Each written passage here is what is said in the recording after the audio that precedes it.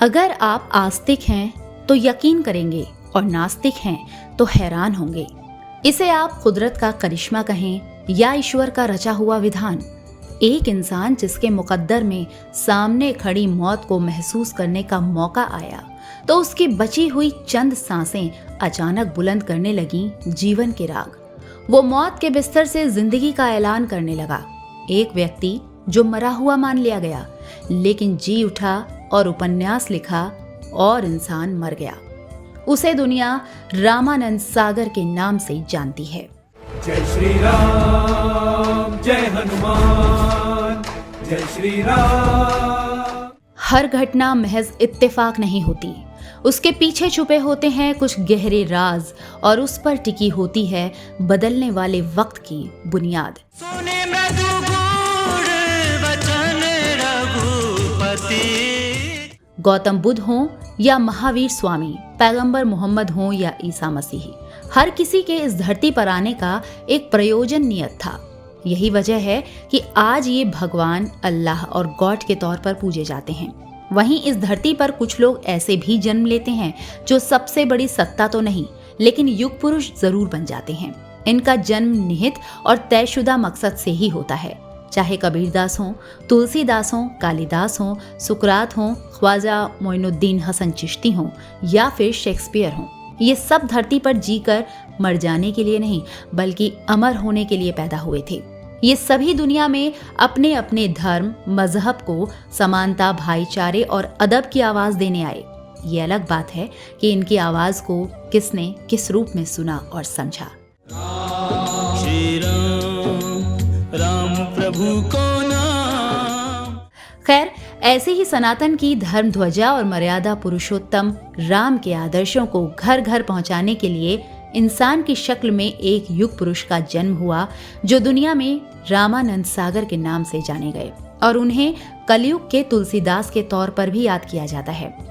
हम इस कार्यक्रम में जिन सभी हैरान करने वाली घटनाओं का जिक्र करेंगे वो सभी प्रामाणिक पुस्तकों और रामानंद जीवनी पर लिखी किताब an epic life Ramanand Sagar from बरसात टू रामायण से लिया गया है। दशरथ के राज दुलारे, कौशल्या की आंख के तारे, वे सूर्य। ना जाने कितने ही हैरान करने वाले संयोग, दर्द और बेशुमार संघर्षों से भरी हुई है रामानंद सागर के जीवन की कहानी, जिसे सुनकर चमत्कार शब्द छोटा पड़ जाता है। मसलन उनके बचपन का नाम चंद्रमौली और रामानंद ही क्यों रखा गया, जो भगवान शिव और राम के पर्याय हैं। इसे क्या कहा जाए कि जब टीबी की बीमारी से ग्रस्त रामानंद सागर को चंद दिनों का मेहमान समझा जा रहा था, उसी वक्त एक फकीर आता है और कहता है कि अरे तू चिंता क्यों करता है, तुझे तो अभी भगवान राम को घर घर पहुंचाना है। सीताराम चरित अति पावन। इन सभी तथ्यों को कोई महज संयोग समझ सकता है तो मानने वाले इसे चमत्कार भी मानते हैं, जबकि कई लोग तो इसे भगवान राम की मर्जी तक भी कहते हैं। इन सब से इतर तर्क के धरातल पर ये सब कैसे मुमकिन हुआ, ये प्रोग्राम के अगले हिस्से में बताएंगे। लेकिन क्या आप मानेंगे कि एक रईस परिवार में जन्म लेने के बावजूद रामानंद सागर ने एक वक्त कभी ट्रक क्लीनर, चपरासी और साबुन बेचने का भी काम किया। यदि विष्णु के इस धनुष पर तुम वान का संघान कर सको तो मेरा संदेह मिट जाएगा। इस पेशकश में आगे बढ़ने से पहले एक गुजारिश है कि आप अपने इस चैनल बिहाइंड द कैमरा को सब्सक्राइब जरूर कर लें।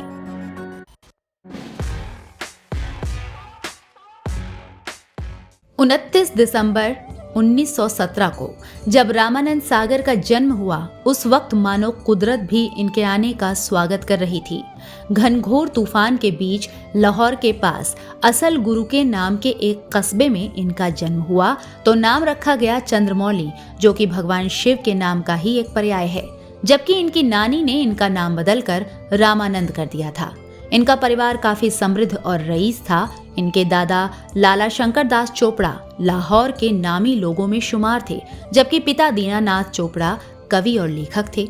रामानंद सागर के जन्म के समय उनके पिता की उम्र मात्र 16 साल थी, जिनसे वादा लिया गया था कि अगर बेटा हुआ तो उसे उसकी नानी को सौंप दिया जाएगा, क्योंकि उनके कोई बेटा नहीं था। खैर, माँ ने पैदा करने के बाद किसी तरह बेटे को अपनी माँ को सौंप तो दिया, लेकिन इसका वियोग बर्दाश्त करना उनके लिए भारी था। वो काफी नशा करने लगी। कहा तो यहाँ तक जाता है कि साजिशन घर के नौकर उन्हें नशा दिया करते थे, जिससे दिनों दिन उनकी हालत बिगड़ती चली गई। इस तरह मात्र 26 साल की उम्र में रामानंद की मां का देहांत हो गया। जिस पिंजरे को छोड़े उसमें। उनकी मौत के बाद इनके पिताजी ने दूसरी शादी कर ली। इन्हीं दोनों से फिल्म निर्देशक विधु विनोद चोपड़ा का जन्म हुआ। इस तरह रामानंद सागर विधु विनोद चोपड़ा के सौतेले भाई भी थे। रामानंद की शुरुआती परवरिश ननिहाल में ही हो रही थी, लेकिन जब भी वो अपने पिता के घर आते, उनकी सौतेली माँ अक्सर उनको प्रताड़ित करती थी और जबरन घर के सारे काम कराती थी। बर्तन साफ नहीं धोने पर एक दिन गुस्से में सौतेली माँ ने उन्हें एक मटकी उनके सर पर मार दी, जिसके कारण उनके माथे पर ताउम्र एक चंद्राकार घाव का निशान बना रहा। दहेज के लालच में उनकी इस माँ ने बेहद कम उम्र में रामानंद की शादी कर दी, लेकिन डिलीवरी के दौरान इनकी पत्नी और बच्चे दोनों की मौत हो गई। रामानंद सागर इस सदमे से टूट गए। रामानंद जी ने अंतिम संस्कार की विधि पूरी होने के बाद हरिद्वार में अपनी मृतक पत्नी की बहन से विवाह कर लिया, जो उस वक्त एक आम रवायत थी। दहेज के लालच के चलते ये बात उनकी सौतेली माँ को राज नहीं आई और उन्होंने नव विवाहित जोड़े को घर में आने नहीं दिया। फिर मजबूरी में रामानंद को अपना घर छोड़ना पड़ा और वो एक साइकिल रिपेयरिंग की दुकान में अपनी पत्नी के साथ रहने लगे।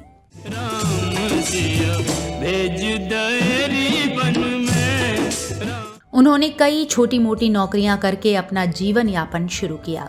उन्होंने कभी ट्रक क्लीनर का काम किया, तो कभी वो चपरासी के तौर पर काम करते, तो कभी किसी किराने की दुकान में काम करके गुजर बसर करने लगे। इस दौरान वो दिन में नौकरी करते और रात को पढ़ाई। निजी जिंदगी के संघर्ष को रामानंद अक्सर सोचते थे और उसे शब्दों की शक्ल में कागज पर उतारना शुरू किया। वो पढ़ाई में तो अव्वल थे ही, उनकी लेखनी भी कमाल की थी। इसी बीच उनका परिवार पेशावर से कश्मीर आकर शिफ्ट हो चुका था। उनके दादा लाला गंगाराम का श्रीनगर में अपना कारोबार था। मात्र 16 साल की उम्र में प्रीतम प्रतीक्षा शीर्षक से लिखी रामानंद की कविता श्रीनगर स्थित प्रताप कॉलेज के मैगजीन में प्रकाशित होने के लिए चुनी गई थी।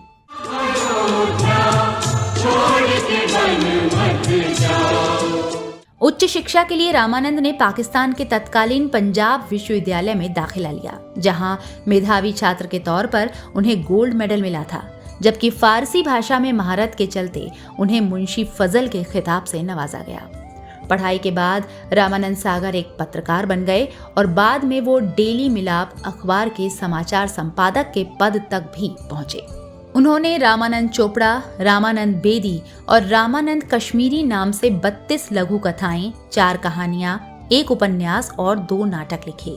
रामानंद की पत्नी लीलावती का उन्हें भरपूर सहयोग मिल रहा था। इस दौरान परिवार भी बढ़ा और इनके 4 बेटे और 1 बेटी हुई।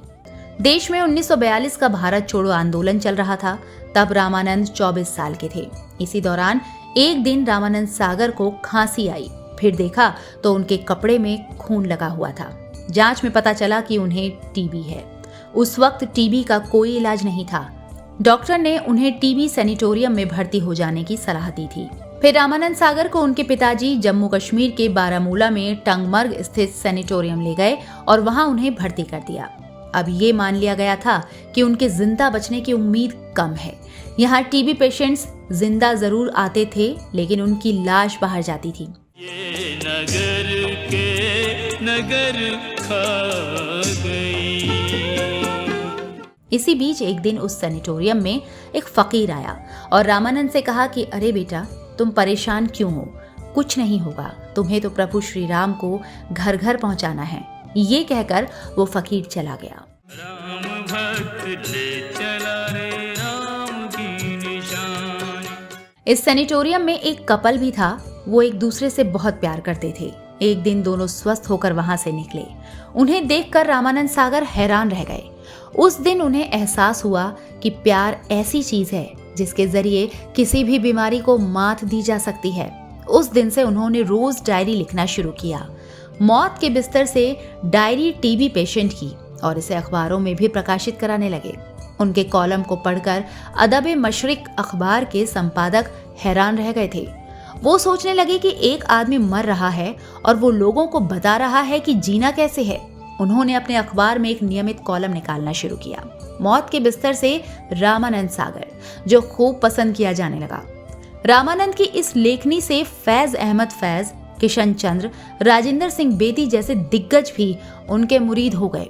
यही रात अंतिम, यही रात भारी। फिर रामानंद सागर को बतौर लेखक पूरे देश में पहचान मिली। अपने जज्बे, जिंदादिली और हिम्मत से रामानंद सागर टीबी को हराने में कामयाब हो गए। एक यूनानी डॉक्टर के प्रयासों और सांप के जहर से किए गए इलाजों ने रामानंद सागर को बिल्कुल स्वस्थ कर दिया। यहाँ आपको बताना जरूरी है कि सांप के जहर से इलाज की पद्धति बहुत पुरानी है, जो एक समय चीन में खूब प्रचलित थी। आजादी की जंग अपने आखिरी पड़ाव पर थी। साल 1947 बंटवारे के बाद हालात बिगड़ते चले गए। जम्मू कश्मीर के हालात बहुत खराब हो गए। पाक समर्थित मुजाहिदीन आर्मी ने उसी वक्त श्रीनगर पर हमला कर दिया। लोग वहां से भारी संख्या में पलायन करने लगे। लोगों को जहाज के जरिए वहां से दिल्ली पहुंचाया जा रहा था। 24 अक्टूबर 1947 का दिन था। रामानंद सागर अपने परिवार के 13 सदस्यों के साथ श्रीनगर एयरपोर्ट पहुंचे। तभी मुजाहिदीन आर्मी ने पूरे एयरपोर्ट को घेर लिया था। दिल्ली के हुक्मरान किसी निर्णय पर नहीं पहुंच पा रहे थे। नतीजतन कोई जहाज श्रीनगर बचाव के लिए रवाना नहीं हुआ। दहशत में 4 दिन तक भूखे प्यासे लोग टकटकी लगाए आसमान ताकते रहे। आखिरकार 27 अक्टूबर को एक बहादुर पायलट सेना की टुकड़ी लेकर श्रीनगर उतरा। उस जांबाज पायलट का नाम था बीजू पटनायक, जो बाद में 2 बार उड़ीसा के मुख्यमंत्री भी रहे। कहा जाता है कि अगर बीजू पटनायक उस दिन भारतीय सेना को लेकर श्रीनगर में नहीं उतारते तो आज जम्मू कश्मीर पाकिस्तान के कब्जे में होता। खैर, जहाज के आते ही लोग अपने सामान को लेकर उसकी ओर भागे।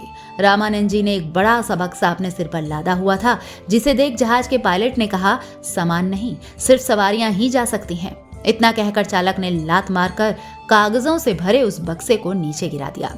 रामानंद ने रोते हुए कहा, ये मेरी कहानियां थी, जो कि मेरी इकलौती पूंजी थी।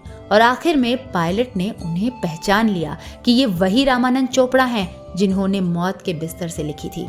पायलट ने तुरंत उनके पैर छुए और उन्हें गले लगा लिया। Then बीजू पटनायक रियलाइज कि वही रामानंद सागर है, मौत के बिस्तर से, डायरिया, वो टीबी पेशेंट, ये तो ग्रेट राइटर है। साथ ही साथ उन्हें अपनी बेशकीमती रचनाओं को साथ ले जाने की परमिशन भी दे दी। इस तरह एक रईस और नामी परिवार शरणार्थी बनकर दिल्ली पहुंचा। कुछ दिन बिरला मंदिर में रहने के बाद सागर परिवार रिफ्यूजी कैंप में शिफ्ट हो गया। दिल्ली में अब इस परिवार ने खरबूज के बीजों को बेचकर छोटी सी आमदनी में अपना गुजर बसर करना शुरू कर दिया।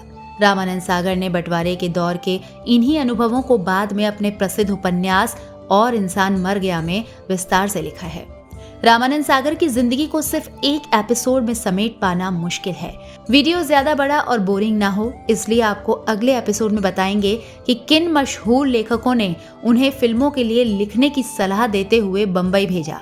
साथ ही बताएंगे कि रामायण के प्रसारण को रोकने में लगी अंडरवर्ल्ड और देश की तमाम ताकतें आखिर कैसे रामानंद सागर के आगे नाकाम हो गईं। अगर आपको ये पेशकश पसंद आई हो तो चैनल को सब्सक्राइब जरूर कर लें। नमस्कार।